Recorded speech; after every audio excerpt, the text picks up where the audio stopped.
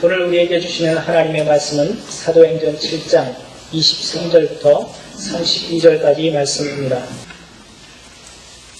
나이가 40이 되매 그 형제 이스라엘 자손을 돌볼 생각이 나더니 한 사람이 원통한 일 당함을 보고 보호하여 압제받는 자를 위하여 원수를 갚아 애굽 사람을 쳐 죽이니라.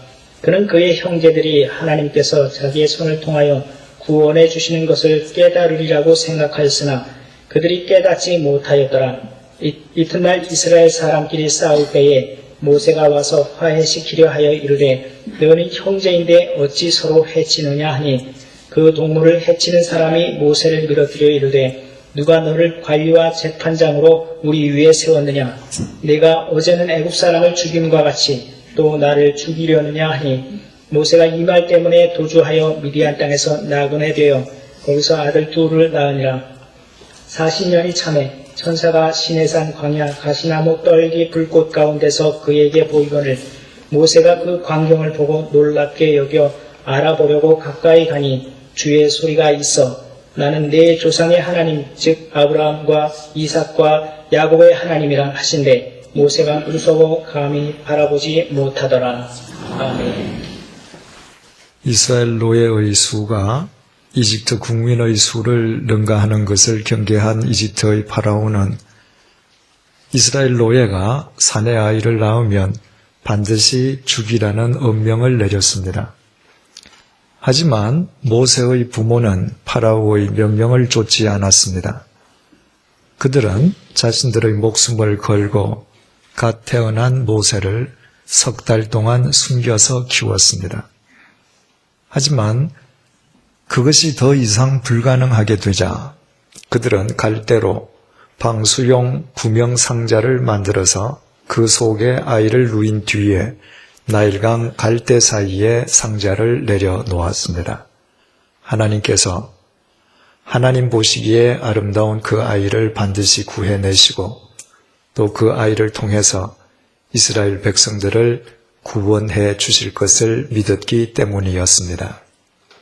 지난 시간에 살펴본 것처럼 놀랍게도 그 아이를 건져낸 사람은 이집트의 공주였습니다. 공주는 상자 속에 들어있는 아이가 자신의 아버지가 반드시 죽이라고 명령한 히브리 노예의 자식임을 알았음에도 불구하고 불쌍하기 짝이 없어 보이는 그 아이를 단지 구해만 준 것이 아니라 아예 자신의 양자로 삼았습니다. 죽어 마땅한 노예의 자식이 한순간에 이집트 왕자의 신분을 얻게 된 것이었습니다. 그때 모세에게 세상에서 가장 안전한 곳은 이집트 왕궁밖에 없었습니다.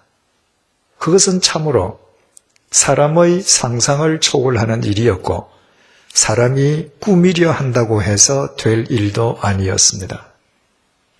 인간을 위한 하나님의 구원의 역사는 언제나 이처럼 인간의 상상을 초월합니다. 하나님께서는 유한한 인간과는 달리 전능하신 분이시기 때문입니다. 바로 그 전능하신 하나님께서 이 시간에 우리의 하나님이 되어주신다는 것만으로도 우리가 현재 어떤 상황 속에 처해 있든 상관없이 우리는 말할 수 없는 힘과 소망을 얻게 됩니다. 그런데 우리가 9주 동안 살펴보고 있는 스데반의 설교는 오늘 본문에 이르러 모세와 관련해서 우리가 선뜻 이해할 수 없는 내용을 전해주고 있습니다. 본문 23절을 보시겠습니다. 나이가 40이 되매 그 형제 이스라엘 자손을 돌볼 생각이 나더니 모세의 나이 어느덧 40세가 되었습니다. 그의 나이가 40세가 되었다는 것은 이집트 왕자의 신분을 갖고 40년을 살았음을 의미합니다. 그 이집트 왕자인 모세가 40세가 되었을 때 그는 이스라엘 노예들을 자신이 돌보아야 할 자신의 형제로 간주하고 있었습니다. 이집트의 왕자 신분을 지녔음에도 불구하고 자신의 정체성이 이집트인이 아니라 이스라엘인임을 바르게 알고 있었던 것입니다.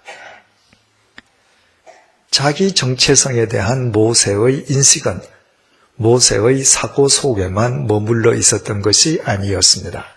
24절을 보시겠습니다. 한 사람이 원통한 일 당함을 보고 보호하여 압제받는 자를 위하여 원수를 갚아 애굽 사람을 쳐 죽이니라. 한 이스라엘 노예를 심하게 학대하는 이집트 사람을 모세는 원수로 여기고 그를 쳐 죽여버렸습니다. 이집트 왕자라면 이집트 사람과 자신을 동일시해야 마땅하거늘 모세는 오히려 히브리 노예들과 자신을 동일시하고 있었습니다. 모세는 무늬만 이집트 왕자였을 뿐 실제로는 이스라엘 노예를 학대하는 이집트 사람을 원수로 여길 정도로 철두철미한 히브리 사람이었습니다. 더욱이 본문 25절은 더 놀라운 사실을 전해주고 있습니다. 그는 그의 형제들이 하나님께서 자기의 손을 통하여 구원해 주시는 것을 깨달으리라고 생각하였으나 그들이 깨닫지 못하였더라. 모세는 이스라엘 노예를 학대하는 이집트인을 쳐 죽인 자신의 행동을 하나님과 연결지어서 생각하고 있었습니다. 즉 모세는 하나님께서 자기 자신을 통해 이스라엘 백성을 구원해 주실 것이란 믿음을 갖고 있었습니다. 대부분의 그리스도인들은 모세가 겨우 나이 80세가 되어서 시내산에서 하나님의 부르심을 받을 때에야 하나님을 알게 된 것으로 잘못 이해하고 있습니다. 하지만 오늘 본문은 모세가 이집트 왕자였을 때 이미 그 자신은 이집트인을 원수로 여길 뿐만 아니라 하나님을 확실하게 아는 이스라엘인의 정체성을 지니고 있었음을 밝혀주고 있습니다. 이것이 어떻게 가능한 일이겠습니까? 40년 동안 이집트 왕궁에서 이집트의 왕자로 이집트를 위해 제왕 교육을 받은 모세가 어떻게 이집트인을 원수로 여기고 하나님을 아는 사람으로 자기 자신을 지켜가고 있겠습니까? 이 질문에 대한 해답은 우리가 이미 알고 있는 바와 같이 모세를 건져 올린 공주가 모세의 생모로 하여금 모세가 젖을 떼기까지 생모의 품으로 키우게 한 것 속에서 찾아볼 수 있습니다. 요즘 어린아이들은 돌이 되기도 전에 젖을 뗍니다. 하지만 대단히 특이하게도 그 옛날 이스라엘 사람들은 아이가 태어나면 3년 동안 젖을 먹였습니다. 경우에 따라서는 5년 혹은 7년까지 젖을 먹였다는 이야기가 전해지고 있습니다. 이와 같은 유대인의 관습을 알고 나면 우리는 구약 성경 사무엘상 1장의 내용을 비로소 바르게 이해할 수 있게 됩니다.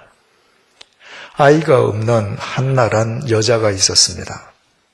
한나가 어느 날 하나님께 서원 기도를 드렸습니다. 만약 하나님께서 아들을 주신다면 그 아들을 하나님께 바치겠노라는 서원이었습니다. 한나의 서원을 받으신 하나님께서 한나에게 아들을 주셨습니다.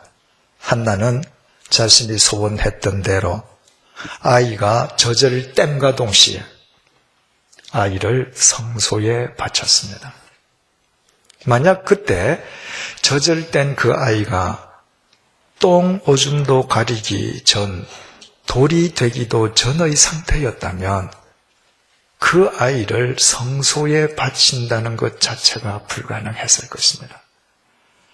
한나는 최소한도 자기 아이를 3년 동안 혹은 5년 이상 자기의 품으로 키웠기에 그 아이를 하나님을 위해 성소에 바칠 수 있었던 것입니다. 모세 역시 이스라엘 사람이었기에 예외일 수 없었습니다.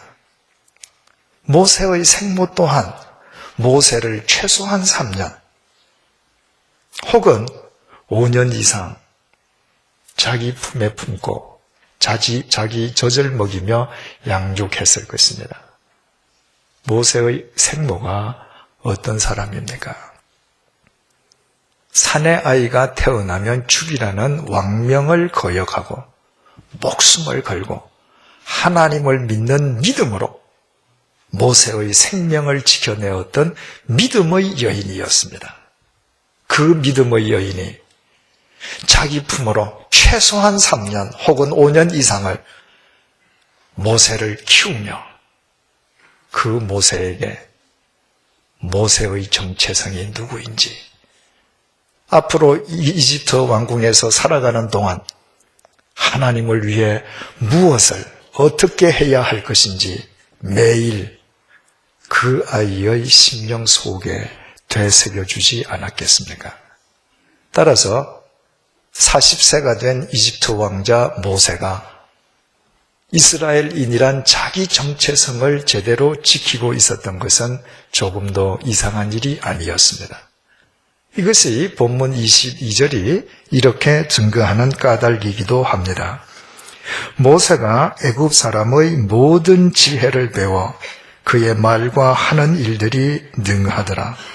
모세는 왕궁에서 받은 제왕 교육을 통해서 모든 면에서 능히 당할 자가 없을 만큼 탁월한 사람이 되었습니다.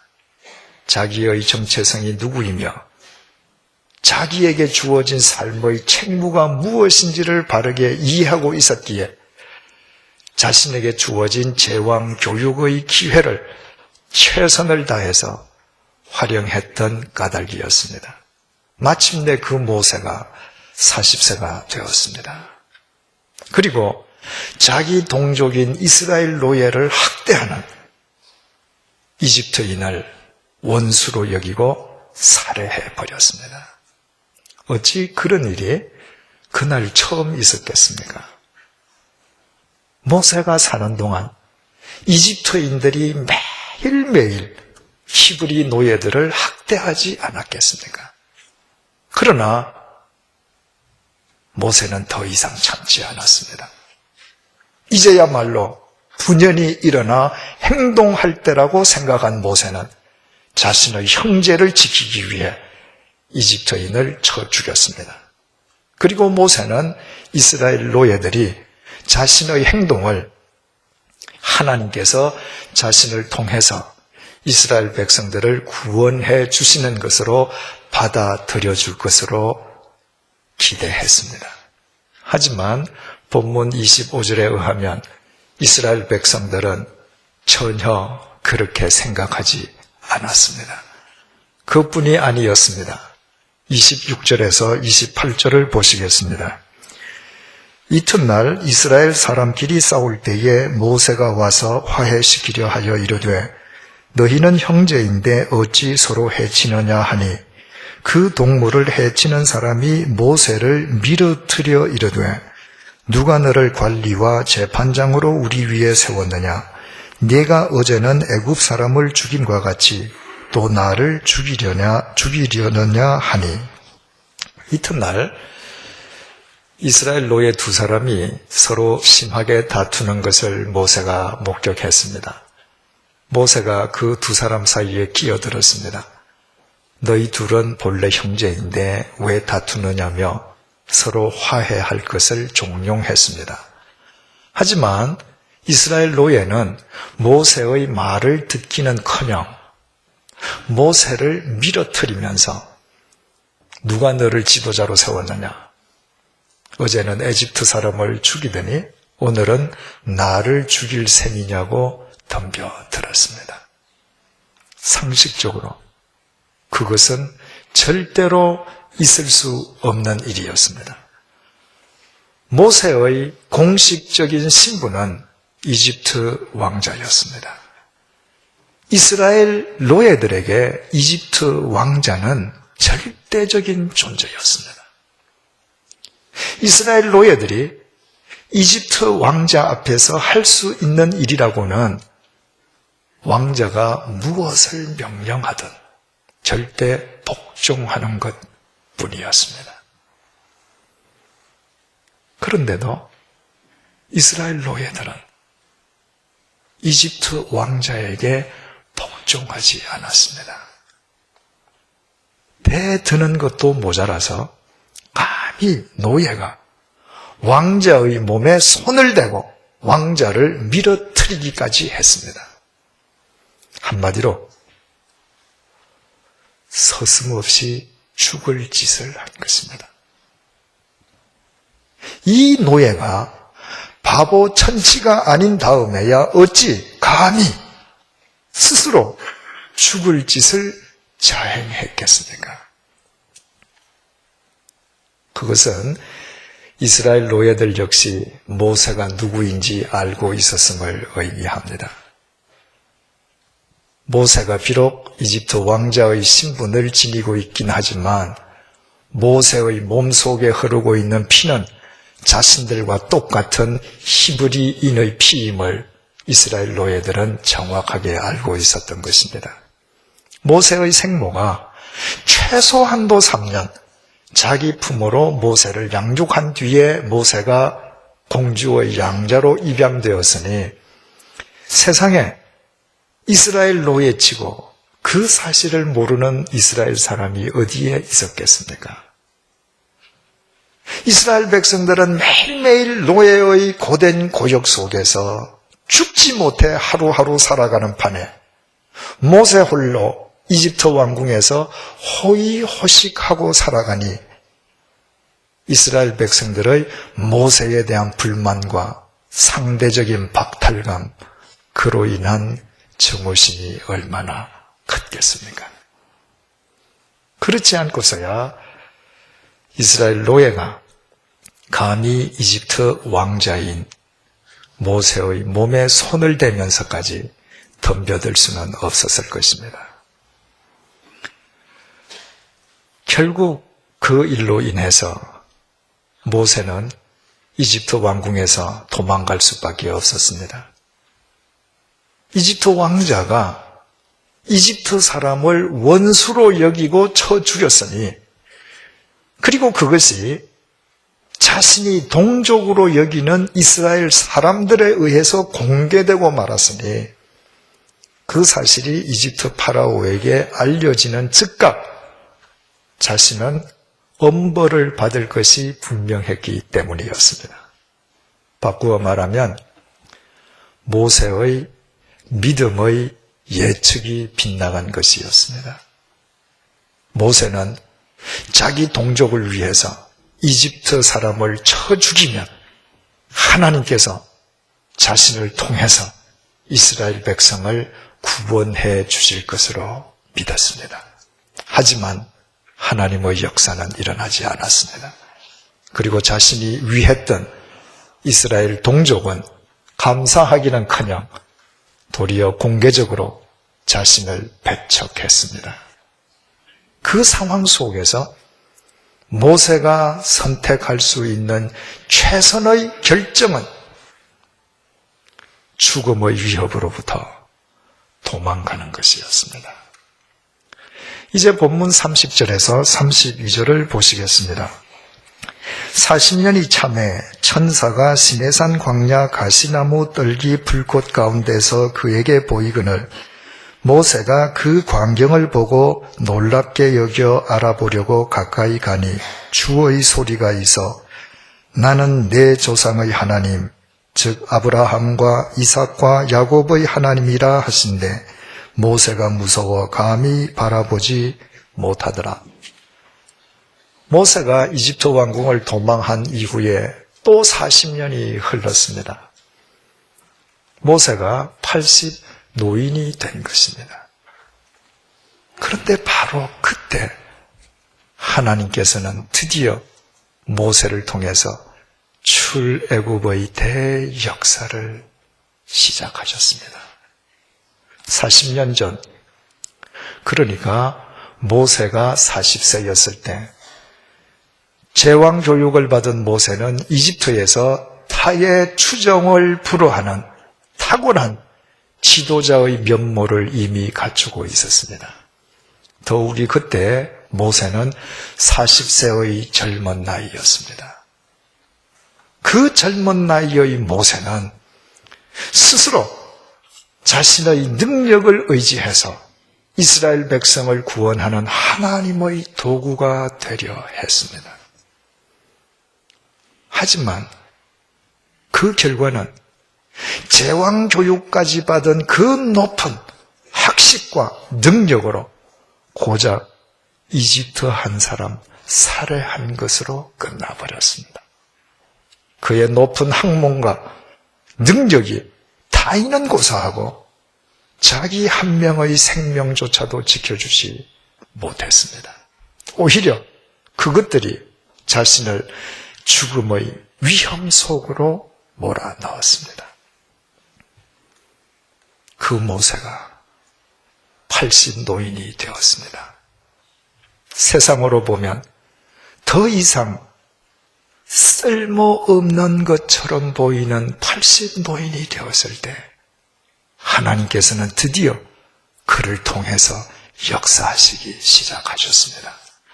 40세의 모세와 80세의 모세 사이에 대체 무슨 일, 무슨 변화가 있었기에 하나님께서 그때부터 모세를 통해서 출애굽의 역사를 시작하셨겠습니까?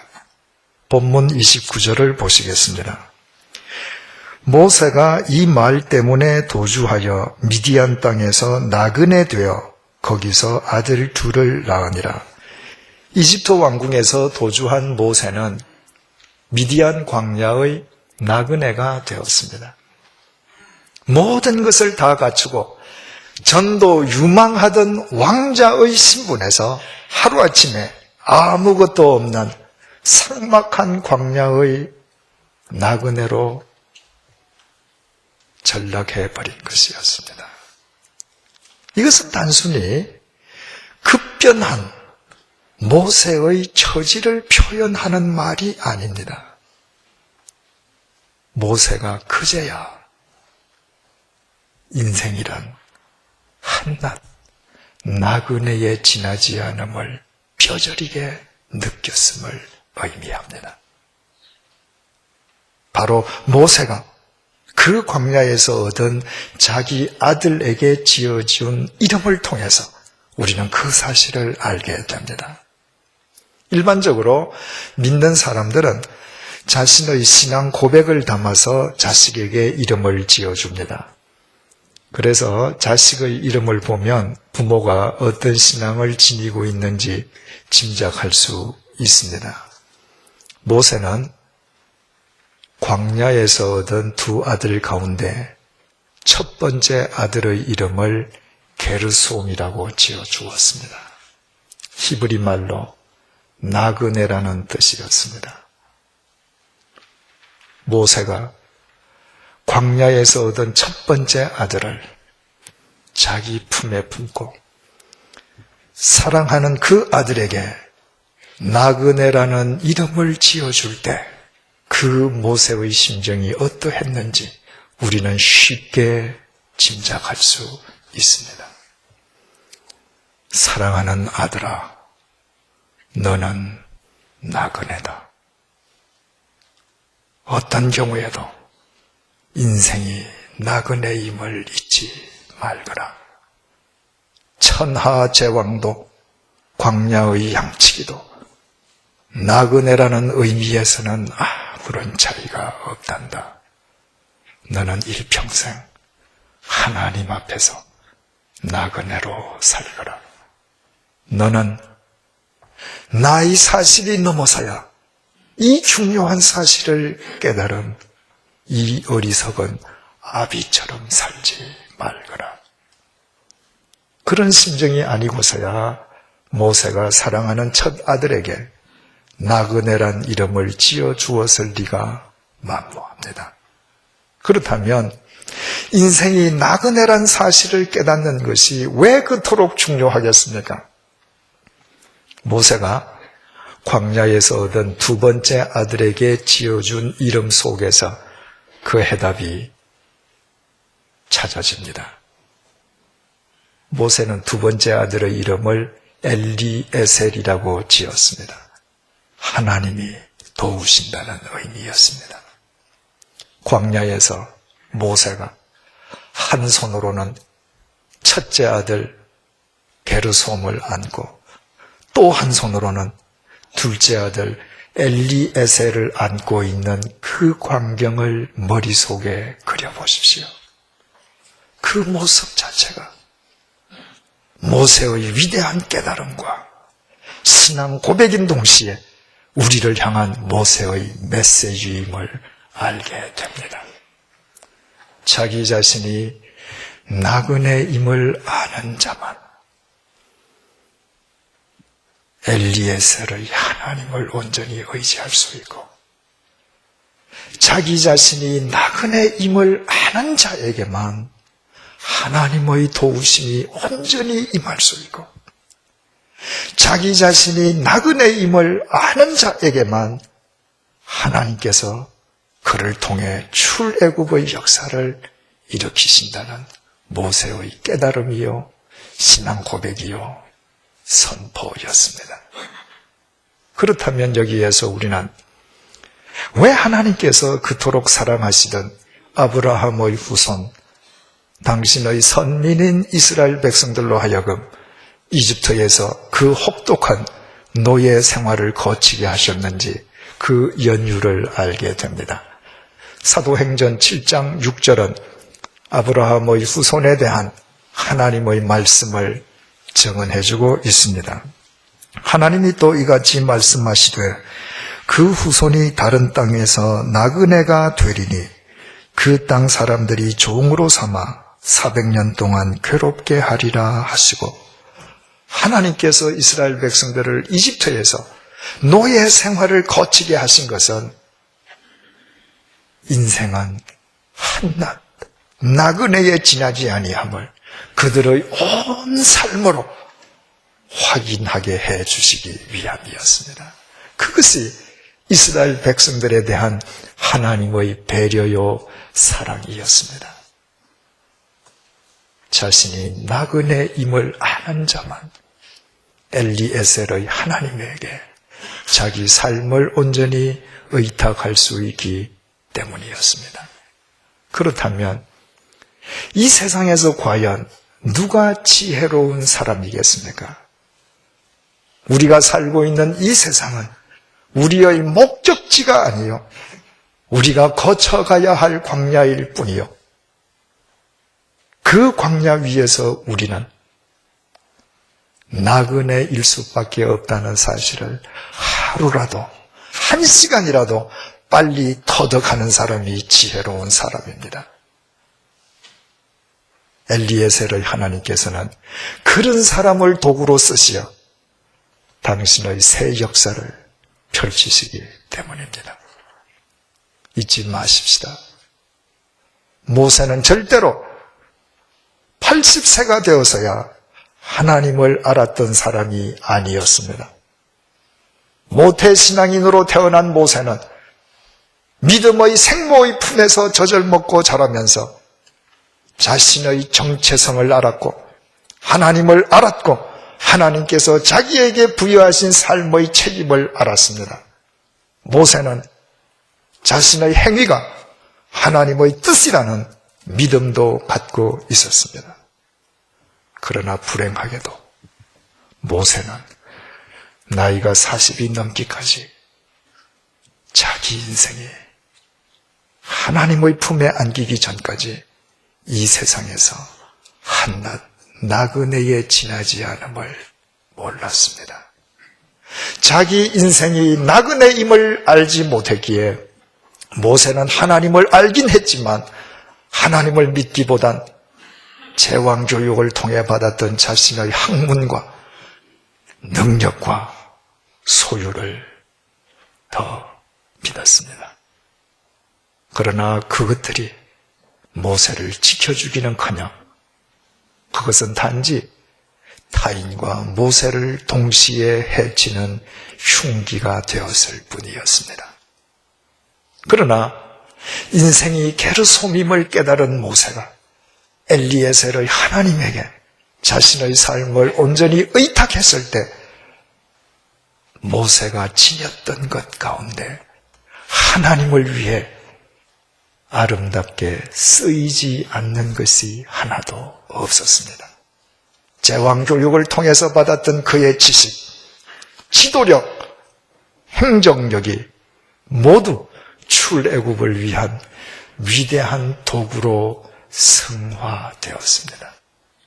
그것은 모세가 스스로 나그네임을 고백하는 것으로부터 시작되었음을 간과해서는 안 될 것입니다. 우리는 모두 그리스도인으로서 그리스도인인 우리의 정체성을 분명하게 알고 있습니다. 우리는 하나님을 알고 있고 하나님의 말씀을 알고 있고 이 세상에서 어떻게 사는 것이 하나님의 뜻인지도 분명히 알고 있습니다. 그러나 우리의 문제는 우리 자신들이 한낱 나그네에 지나지 않음을 자각하지 않는다는 것입니다. 나그네임을 자각하지 않기에 하나님을 알기만 할 뿐 하나님보다도 우리의 학문과 우리의 능력과 우리의 소유를 더 신뢰합니다. 그 결과 이집트 왕궁에서의 모세처럼 우리가 예전보다 더 큰 물질적 번영은 누리지만 우리의 삶을 통해 엘리에셀의 하나님께서 새 역사를 펼치시지는 않습니다.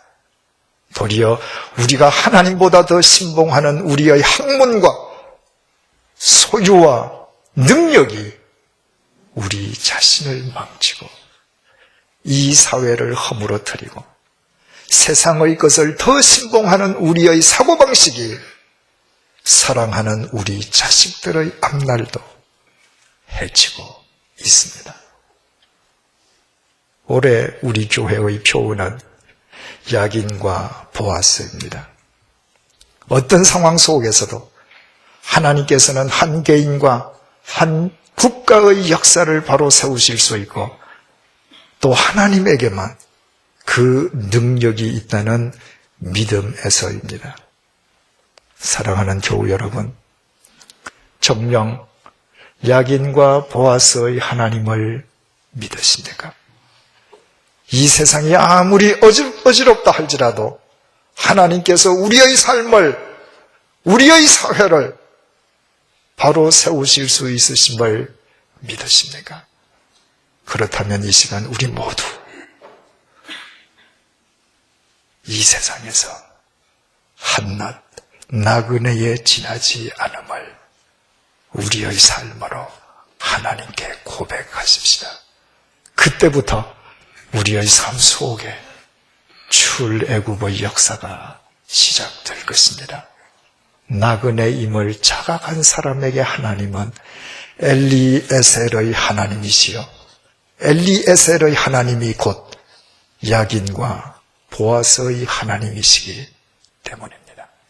기도하시겠습니다.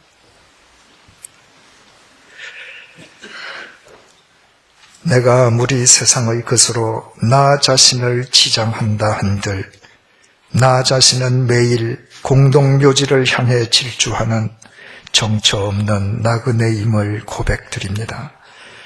그럼에도 하나님 아버지께서 이 쓸모없는 나그네를 아버지의 사랑과 능력으로 도와주시고 나의 영원한 정처가 되어주심을 감사드립니다.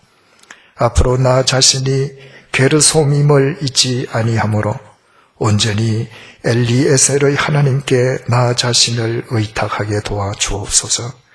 나의 학식과 나의 소유가 나 자신과 타인을 해치는 흉기가 아니라 하나님의 도우심 속에서 사람을 살리는 생명의 이기로 승화되게 하여 주옵소서. 나의 정체성을 알고 하나님의 말씀을 알고 하나님의 뜻을 아는 것으로 그치는 것이 아니라 이 시대를 위한 하나님의 도구로 쓰임받는 자가 되게 하여 주옵소서. 우리 인생의 목표가 이집트 왕궁 속의 모세가 아니라 게르솜과 엘리에셀을 온 삶으로 터득한 광야의 모세가 되게 하여 주옵소서. 오직 엘리에셀의 하나님을 의지함으로 우리의 심령 속에 야긴과 보아스의 두 기둥을 굳건하게 세우게 도와주옵소서. 그리하여 모두 우리의 삶 속에 출애굽의 새 역사가 시작되게 하여 주옵소서. 이 모든 것이 이 세상은 광야일 뿐이요 우리 자신은 나그네에 지나지 않음을 깨닫는 것으로부터 시작됨을 잊지 않도록 도와주옵소서. 예수님의 이름으로 기도드립니다. 아멘.